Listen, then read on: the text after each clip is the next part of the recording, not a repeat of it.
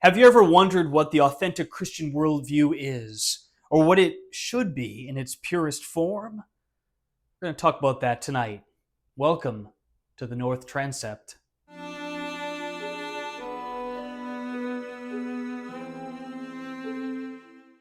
If you're new to the channel, my name is Father Ericefialho, and I welcome you. I invite you, if you'd like, to hit that subscribe button, like, whatever else, share this video, especially if it's content you find engaging, interesting, and edifying. I remember being in seminary some 10 or more years ago now, and we had a New Testament professor. He was beloved in our seminary, and he really challenged students, challenged us in more ways, I think, than he really did sometimes. And I remember one evening, we were all sitting around, it was sort of the middle of the class, and he said sort of out of nowhere in his presentation, I think that the authentic Jesus, if he were here in this room, would make us very uncomfortable. He would make you all very uncomfortable, he said to us. And he said that the early church, too, would make us uncomfortable. He reminded us that in Jesus' day, he was going around casting out demons. And in the early church, there was sort of a vibe of snake handling and prophecy and casting out devils, and that it would be sort of at odds with our mainline, left-leaning, progressive sensibilities, sort of that frozen, chosen mentality. And his statement hung there in the room, and it's stayed with me ever since. In fact, I've preached about that topic many times. Again, I asked the question, what does it mean to be an authentic follower of Jesus? If you look around at Christianity in its present configurations here in the United States, I think that there are two different Jesuses who sort of sift to the top for a lot of people. The first is the woke Jesus, the Jesus who is at the border, the Jesus who is welcoming the least, the last, the forgotten, Jesus who is with the widow and the orphan. It's the Jesus that really likes to turn the tables, the Jesus who is not here to comfort the wealthy and the comfortable, the Jesus who is there to upset the balance. Then there's a second Jesus. There's the Jesus we see on the far right extremist Jesus, who is saying it's all about doing for yourself. You know, God helps those who help themselves, a quote we don't even find in Holy Scripture. It's the Jesus who is sort of the victor, Jesus who is strong, Jesus who is the warrior. So we see those two types of Jesus in the United States, and they're both at odds with each other. But I say that there is another Jesus. There's a third Jesus, a Jesus who is often overlooked, a Jesus who is often forgotten, especially in the mainline Protestant churches in the United States. And that's Jesus as the chief exorcist. Sometimes I can feel a bit at odds with my own denomination, a denomination I love, a denomination that I was formed in, raised in, ordained within. I have clergy colleagues, friends, I know of leaders in our church who often look on at the devil as something that's purely metaphorical, purely symbolic. They look at the possessions that Jesus dealt with as something that was really all about epilepsy or mental illness. The ordination process in the United States is a pretty interesting one. You have to be raised up from your own home parish or sponsoring parish, and that home sponsoring parish has to put together a discernment committee, a committee of lay people who sort of help you discern your call. And I remember that when I was there with these people I trusted, these beloved members of my congregation, I said that I believed in a devil. I believed in a true physical devil. I believe what Holy Scripture has to say about that. And I believe that Jesus was there doing battle against Satan. And I remember the silence in the room. And after that, some people on the committee had a tough time wanting to endorse me for ordination in my denomination within the Episcopal Church. And I remember talking to a good friend of mine about this who was from another denomination, and he said, but isn't it sort of a central part of the Christian message that there is real evil and that Jesus was up against all of that, and that on the cross he sort of defeated evil for our behalf and for all time? And I said, yeah, that's what I would think. but it's something that stayed with me. Now, ultimately, I was put through the ordination process and I've come out the other side, and here I am as a priest. But that stuck with me. And the churches I've served, the people I've met, often have a sort of misunderstanding about what it is we are to believe about these things that are really central to our faith.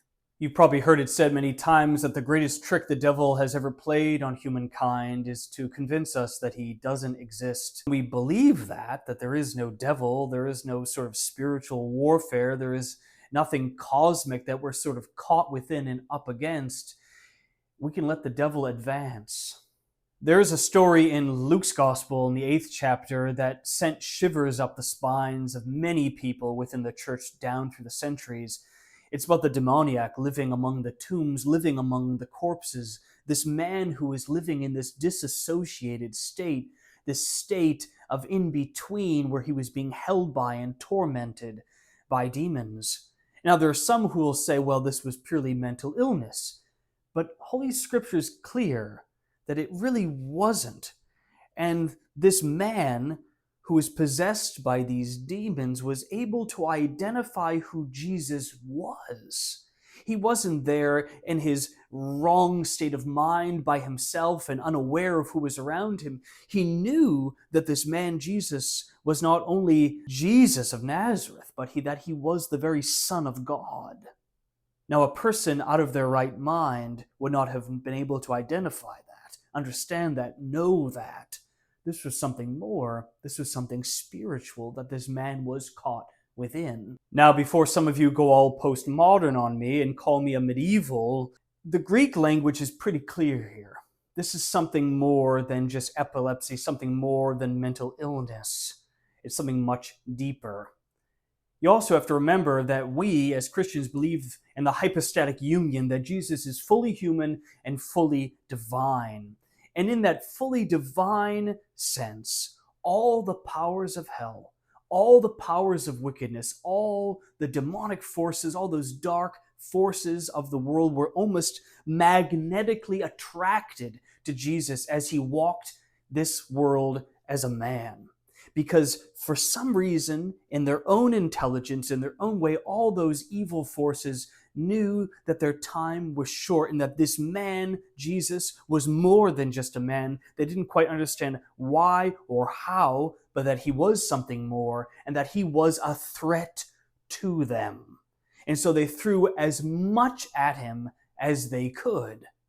And this story is certainly an indication of that. This is the authentic Jesus. This is the accurate Jesus. Jesus as the exorcist who, when he walked this earth, understood so much, understood that man is up against far more than just flesh and blood, and that we can often come into collision with that dark realm, and that when it collides with us, it can try to bring us into destruction, bring us into despair. Now, this story is shocking. It's shocking because we learn what happens to these demons. The man there, speaking with these evil spirits within him, says that he wants to be cast into a herd of swine. And so Jesus does that. He casts these devils into the herd of swine. And what do? They throw themselves into a lake and drown. And the scene must have been terrifying. And I still think it's a terrifying thing to think on, even now, so many centuries later, because it shows us what it is evil wants to do to us.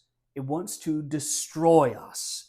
Like it destroyed those swine, that's what it wishes to do to humans. And Jesus is there, though, in the middle, up against all of that, in control, and we are able to cling on to him, hold on to him, look to him, and be saved.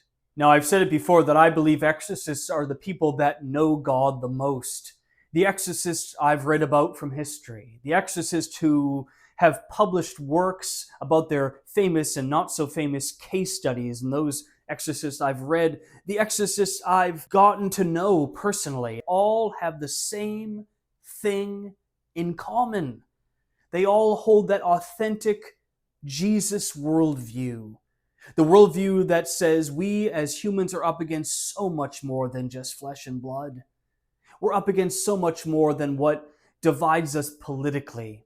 We're up against so much more than what divides us within our own families and the strife therein, or the traumas we've suffered as a result of other humans, that we're up against so much more than just warfare and famine and strife, that we are caught within a larger cosmic battle, a cosmic war. Now, these exorcists are the first to point that out, but they're also usually the first to point out just how great God's love is, because they've been able, through their own ministry, they've been able to experience what God's grace feels like, what healing and bringing somebody to wholeness looks like, what it feels like, what it can smell like, even in a room. These exorcists are the first to point out just how great God's love is for His creation. And that's inspiring. It's always been so inspiring to me. Even though we are up against legions upon legions of evil things, there is but one name that is above all else: Jesus Christ. And that name is more powerful than even a whole army of the devil, and that name can fell it all. At the end of our story, that healed man, the man who was once possessed and living among the tombs, what does he want to do?